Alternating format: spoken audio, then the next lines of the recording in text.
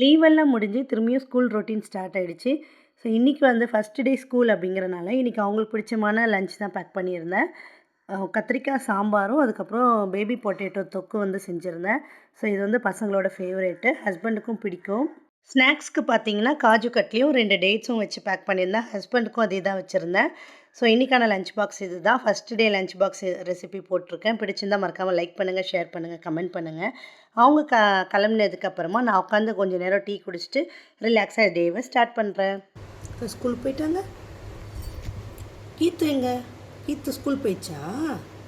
Daddy எங்கே? Daddy எங்கே போச்சு? இங்கே போச்சுமா டேடி? மூஞ்சி சோகமாக வச்சுருக்கேன். உன் கூடயே இருப்பாங்களா விளையாடிட்டு?